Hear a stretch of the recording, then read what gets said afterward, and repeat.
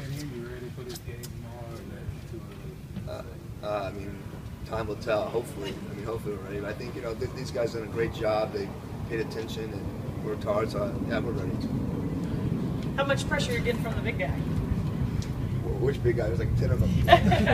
From Coach Ginger. Oh, Coach Ginger. Yeah. No, he's great. He is awesome. He in there interacting, helping, putting in the offense, talking to him, helping with a lot of things. He's been great. I mean, it's impossible not to like him and love him. He's great. He's a great guy, great coach. I mean, he drew up a couple plays today, and they all scored on every single one of them. And everyone's like, "What kind of plays do you have?" I go, "Not those." Did you have a relationship with him before you came here? Did you know him at all, or was that kind of just, you guys just both happened to end up here? Yeah, in the coaching circles in the NBA, you kind of know a lot of people, and then we had a lot of mutual friends like Doc. I coached with Doc, he coached with Doc.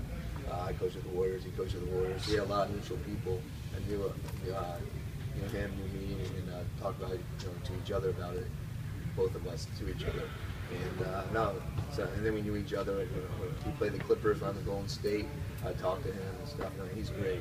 One of the best human beings out there, so it's been a pleasure. To make it easy to take this job, knowing that a guy with his personality is going to be working with you every single day. Oh yeah, without question. That's a big part of it. You want to get along with people you work with, and you're at work a lot, especially in the NBA. You travel with them, you're at dinners, meetings all the time. And, without question. On your roster, who was one of the guys that you think has the best chance to stick on the roster?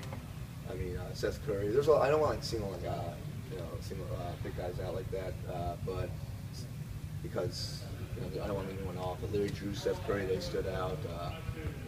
Victor Rudd's been pretty good. There's a bunch of guys that have been pretty good. I don't want whoever the great thing about Summer League, you have one or two good games, you have the opportunity to make it. And that's what this is all about. Is giving these guys the opportunity to showcase their talents, so they get that opportunity. I mean, that's what the whole point of Summer League is, and I hope they go do it. And that's what we talk about as a group.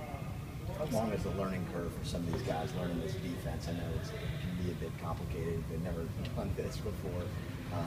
How long you guys see? I tell you Saturday and see how. No, I don't know. I mean, some guys, pick it up really quickly, and some guys a little bit slower. But it's not that complicated. The key to the defense is keeping things simple, so everyone's on the same page.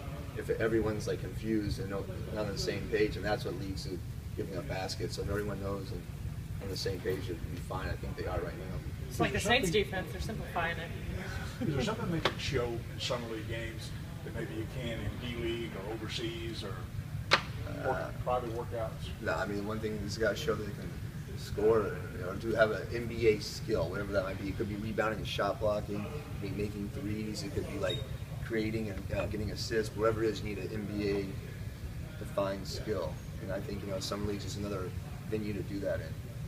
You going to take this full roster to Vegas? Did you have anybody else that would feel this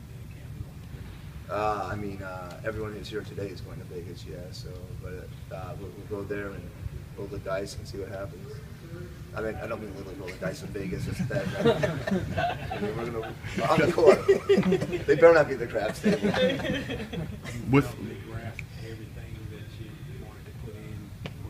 Well, everything's a strong word. I would say most things, yeah. I mean, I don't know of anyone who grasps everything. I don't even grasp everything. And I'm trying to teach it. I'm confused myself sometimes. I'm just kidding. That's a joke. How big of a challenge is this? I mean, you're throwing a bunch of guys together for essentially a week and having to go out and play games. I guess the other teams are doing it. Yeah, everyone does it. I mean, it's been done thousands of times, so you just got to know how to keep everything simple so everyone can be on the same page, offensively and defensively.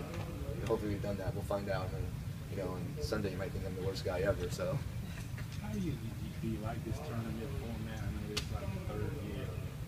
When you supposed to go in the state team? Yeah. You won the first one? Yeah, we won the first one. Oh, I loved it. It was great. I mean, these guys, it's great. I think it gives someone gives the team a carrot to play for, and no, it's great. It's fun, and it's kind of becomes like college basketball after the first 3 games. Survive in advance. Do you get a bonus if you win? No comment. No, it's kidding. No. You see Omer and Alexis and Dante all sign this year, particularly Omer and Dante. That for a defensive guy, it's got to be a welcome sign.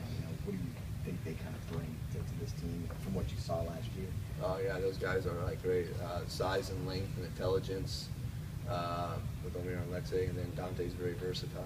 I mean, he can guard a few positions, and he's smart too. So you have the smart guys that have size and length and can versatile and play a couple positions. That's a good thing.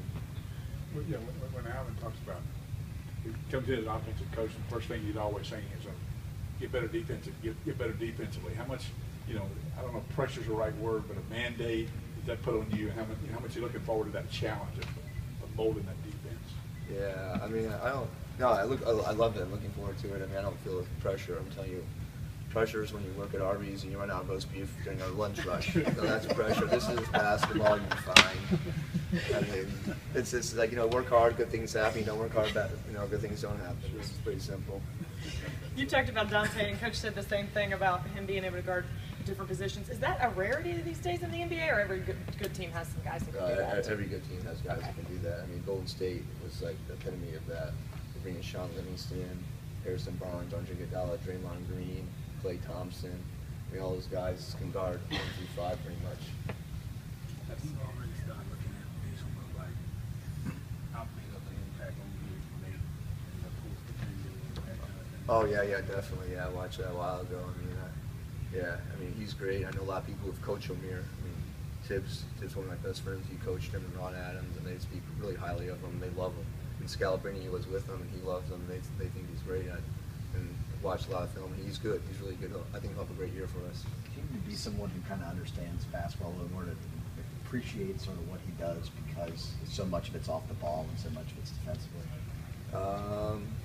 Yeah, maybe. I mean, I don't know. I think so. Yeah, I guess. I mean, rim protection and size and length. I mean, I think it translates. I mean, I think people can just watch and see eventually. You just gotta kind of pay attention. If you're just watching and looking for scoring, you might not go. You're not gonna see it. But if you're looking for defense, I think even the casual fan who's looking for defense will see what Amir brings. And Alexei, I think Alexei has a chance to be a good defender as well. I mean, he has great size, length, and he's a smart player, and that's all you really kind of need in the way today's game is going.